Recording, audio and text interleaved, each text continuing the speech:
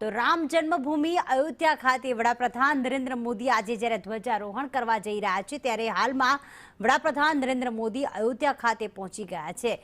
આજે ખૂબ જ શ્રદ્ધાનો અને ખૂબ જ આસ્થાનો આજે દિવસ છે, કારણ કે આજે વિવાહ પંચમી છે। માગશર સુદ પાંચમના દિવસે જ એવું કહેવામાં આવે છે કે ત્રેતા યુગમાં ભગવાન રામ અને માતા સીતાના વિવાહ થયા હતા અને વિવાહ પંચમીની ઉજવણી સમગ્ર અયોધ્યા ખાતે ઝરકપુરી ખાતે તો કરવામાં આવે છે। અને આજના જ આ શુભ દિવસે આપણે જાણીએ છીએ કે અત્યાર સુધી રામ મંદિરમાં રામલલ્લાની ભલે સ્થાપના થઈ ચૂકી હોય 22 જાન્યુઆરી 2024ના રોજ, પરંતુ મંદિરનું શિખર જે છે હજી અધૂરું હતું, પરંતુ હવે તે પૂર્ણ થઈ ચૂક્યું છે અને આ શિખર પર લહેરાશે આજથી જે સનાતન ધર્મની કહેવાય છે કે જે કેસરી ધ્વજા જે છે તે આજથી લહેરાશે અને આજે અભિજીત મુહૂર્તમાં આજે ધ્વજારોહણ કરવામાં આવનાર છે અને ધર્મધ્વજા જ્યારે લહેરાવા જઈ રહી છે ત્યારે વડાપ્રધાન નરેન્દ્ર મોદી અયોધ્યા ખાતે પહોંચી ચૂક્યા છે। મોટી સંખ્યામાં અયોધ્યાવાસીઓ જેમાં સંતો મહંતો તમામ લોકો ઉપસ્થિત છે જે તેમનું સ્વાગત કરી રહ્યા છે।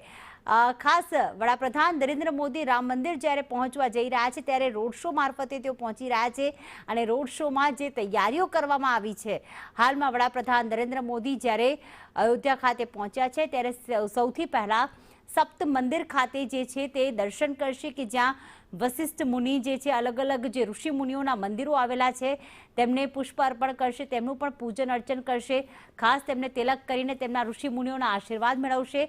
કારણ કે આપણે જાણીએ છીએ ભગવાન શ્રી રામ જે મર્યાદા પુરુષોત્તમ કહેવાય છે, ત્રેતા યુગમાં તેમણે જ્યારે જે વનવાસ દરમિયાન હોય કે કોઈ પણ શુભ કાર્ય કરતા હોય ત્યારે હંમેશા ઋષિ મુનિઓના આશીર્વાદ મેળવતા હતા। ત્યારે આજે પણ જ્યારે આજે શુભ ઘડી અને શુભ ઘડીના સાક્ષી બનવા જ્યારે જઈ રહ્યા છે વડાપ્રધાન નરેન્દ્ર મોદી, ત્યારે તમામ જે સપ્ત ઋષિઓના તેઓ આશીર્વાદ મેળવશે અને આ તમામ સપ્ત મંદિર જે સપ્તક મંદિર આવેલું છે ત્યાં તેઓ આશીર્વાદ મેળવવા સૌથી પહેલા જશે। અત્યારે રોડ શોની આ શરૂઆત થઈ ચૂકી છે। અયોધ્યા નગરીને આજે સજ્જ કરવામાં આવી છે, શણગારવામાં આવી છે, લગભગ 1000 ટન પુષ્પનો ઉપયોગ કરવામાં આવ્યો છે। અયોધ્યા નગરી અને રામ મંદિરની સજાવટમાં 1000 ક્વિન્ટલ ફૂલોથી આખું મંદિર સજી ચૂક્યું છે અને આજે રામલલ્લા માટે પણ આજે ખૂબ જ શુભ દિવસ કહી શકાય। ધજવાનો મતલબ હોય છે આપણે તમે કોઈ પણ મંદિરમાં જ્યારે જશો ત્યારે મંદિરમાં સૌથી પહેલા દૂરથી જ શિખર પર એક ધજા લહેરાતી હોય છે જે ધર્મનું પ્રતીક હોય છે ધજા, અને દરેક કહેવાય ને કે દરેક ભગવાનની અલગ અલગ ધજા હોય છે। તમે માતાજીના મંદિરમાં જશો તમને લાલ રંગની એટલે કે રક્ત ધ્વજા જોવા મળતી હોય છે, જ્યારે આપણે જાણીએ છીએ કે તમે રામાપીરના મંદિરમાં જશો તમને સફેદ ધ્વજ દેખાતી હોય છે, પરંતુ અહીંયા ભગવાન શ્રી રામ જે સનાતન હિન્દુ ધર્મના અધિષ્ઠાતા દેવ અને આપણે જાણીએ છીએ કે હિન્દુ ધર્મનો રંગ એટલે કે કેસરી રંગ, અને આજે આ કેસરી રંગની ધજા જે છે એ લહેરાવા જઈ રહી છે અભિજીત મુહૂર્તમાં। કારણ કે અત્યાર સુધી ભગવાન રામ મંદિરની અયોધ્યા રામ મંદિરની જો ઈંટ મુકાઈ હોય તે પણ અભિજીત મુહૂર્તમાં મુકાઈ હોય, ત્યારબાદ જ્યારે રામલલ્લાની સ્થાપના કરવામાં આવી હતી એ પણ અભિજીત મુહૂર્ત જે 12 વાગ્યાનો સમય કહેવાય છે, કારણ કે ભગવાન શ્રી રામનો જન્મ પણ ચૈત્ર સુદ 9ના દિવસે બપોરે 12 વાગે એટલે કે અભિજીત મુહૂર્તમાં જ થયેલો છે। એટલે કે અભિજીત મુહૂર્તને જે શુભ ઘડીને આજે જ્યારે ધ્વજ લહેરાવા જઈ રહી છે, જે ધર્મધજા લહેરાવા જઈ રહી છે તેનું ધ્વજારોહણનો કાર્યક્રમ છે। આ ધ્વજારોહણનો કાર્યક્રમ પણ આજે અભિજીત મુહૂર્તમાં જ રાખવામાં આવ્યો છે, પરંતુ એ પહેલા સૌથી પહેલા હાલમાં વડાપ્રધાન નરેન્દ્ર મોદી જ્યારે અયોધ્યાના માર્ગ ઉપર પહોંચી ચૂક્યા છે, લોકોનું અભિવાદન ઝીલી રહ્યા છે, લોકો પણ તેમની આતુરતાથી જાણે રાહ જોઈ રહ્યા હતા અને તેમનો કાફલો હાલમાં પહોંચી ચૂક્યો છે।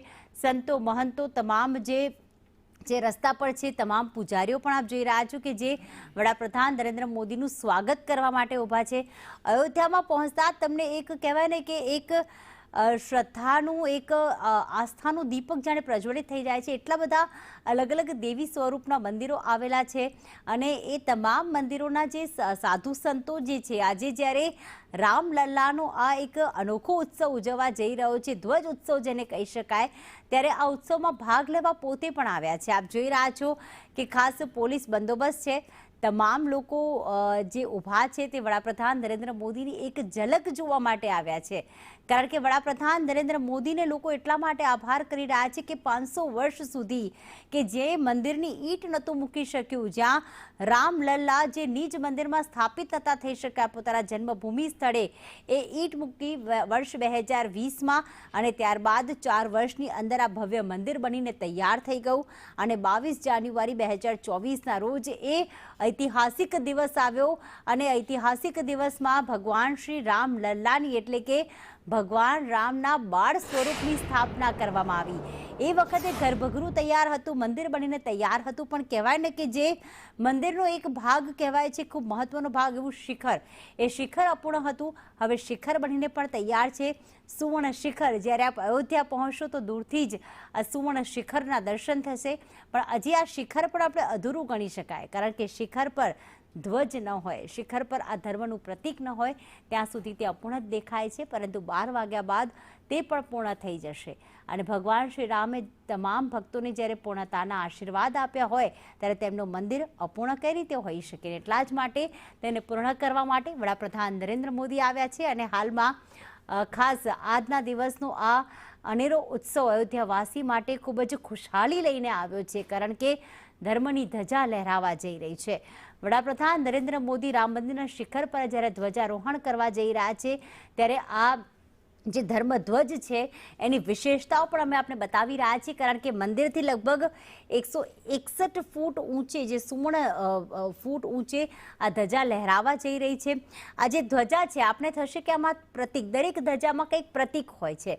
તો ધ્વજમાં આપણે જાણીએ છીએ કે આજે 3 ચિહ્ન રાખવામાં આવ્યા છે, જેમાં ઓમનું પ્રતીક છે, સાથે સાથે સૂર્યવંશી રાજા કહેવાય છે ભગવાન શ્રી રામ, જેના કારણે સૂર્યનું પ્રતીક રાખવામાં આવ્યું છે. અને સાથે જ જોવા મળશે આપને કલ્પવૃક્ષ. કલ્પવૃક્ષનું ચિહ્ન કહેવાય છે કે ત્રેતાયુગનું, દરેક યુગમાં એક વૃક્ષ હતું, તેમ ત્રેતાયુગમાં કલ્પવૃક્ષ જે છે એ ખૂબ જ પૂજનીય માનવામાં આવતું હતું, જેના કારણે કલ્પવૃક્ષનું ચિહ્ન પણ આ ધ્વજમાં જોવા મળશે.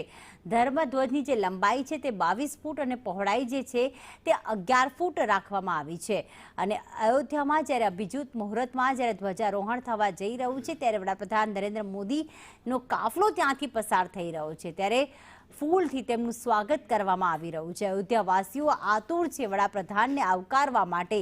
જેમ જેમ કાફલો આગળ વધી રહ્યો છે લોકોમાં ઉત્સાહ જોવા મળી રહ્યો છે. આપ જોઈ રહ્યા છો કે પુષ્પ સાથે જે છે તેમનું સ્વાગત કરવામાં આવી રહ્યું છે. અને સીધા જ વડાપ્રધાન નરેન્દ્ર મોદી જ્યારે પહોંચશે સપ્ત મંદિરમાં ત્યાં ઋષિ મુનિઓના આશીર્વાદ મેળવવામાં આવશે.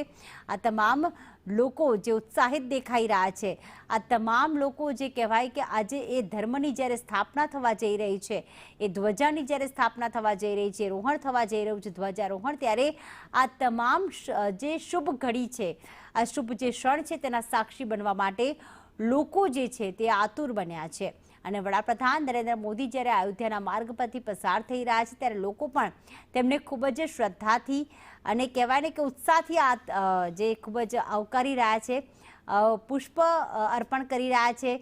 જેમ કહેવાય ને કે જાણે અયોધ્યા નગરીમાં દરેકનું કહેવાય ને કે ધજા લહેરાવી કે કોઈ મંદિરમાં પ્રાણ પ્રતિષ્ઠા થવું, એક કહેવાય કે દરેક વ્યક્તિ જે છે આજે વડાપ્રધાન નરેન્દ્ર મોદીને લોકો એટલું માની રહ્યા છે એના કારણ એ જ છે કે જે અત્યાર સુધી કોઈ આટલા વર્ષોમાં ન થયું તે તેમણે કરીને બતાવ્યું. અને જેવું જ સુપ્રીમ કોર્ટે ચુકાદો આપ્યો અને ત્યારબાદ રામ જન્મભૂમિની જગ્યાએ રામ મંદિરની સ્થાપના કરવાનો આદેશ આપવામાં આવ્યો, એક ક્ષણ પણ વિચાર ન કર્યો અને તરત જ 5 ઓગસ્ટ વર્ષ 2020નો આ દિવસ હતો, ઐતિહાસિક દિવસ હતો કે જ્યારે ઈંટ મૂકવાની શરૂઆત થઈ હતી. અને ઈંટ મૂકી અને ત્યારબાદ 4 વર્ષની અંદર આ ભવ્ય મંદિર તૈયાર થઈ ગયું. આપણે જાણીએ છીએ કે જ્યારથી 22 જાન્યુઆરી 2024ના રોજથી રામ મંદિરની પ્રાણ પ્રતિષ્ઠા કરવામાં આવી, રામલલ્લાની પ્રાણ પ્રતિષ્ઠા કરવામાં આવી, ત્યારબાદ માત્ર ભારત દેશમાંથી જ નહીં દેશ વિદેશથી પણ લોકો ભગવાન શ્રી રામલલ્લાની આ સુંદર મુહૂર્તના, આ સુંદર મંદિરના દર્શન કરવા માટે આવે છે. કારણ કે ભગવાન શ્રી રામ જે હિન્દુ ધર્મનું એક પ્રતીક, એક આસ્થાનું કેન્દ્ર છે, ભગવાન શ્રી રામ જે મર્યાદા પુરુષોત્તમ, જેમણે તમામ આસુરી શક્તિઓનો નાશ કરી અને ધર્મની સ્થાપના કરી હતી, ભગવાન વિષ્ણુના સપ્તમ અવતાર કહેવાય છે ભગવાન શ્રી રામ, કે જેમના આદેશો અને મૂલ્ય પર આજે ભારત દેશ ચાલી રહ્યો છે. આજે પણ ખાસ ભગવાન શ્રી રામના તમામ જે તેમણે જે જીવન મૂલ્યો આપ્યા છે તેને લોકો અનુસરી રહ્યા છે.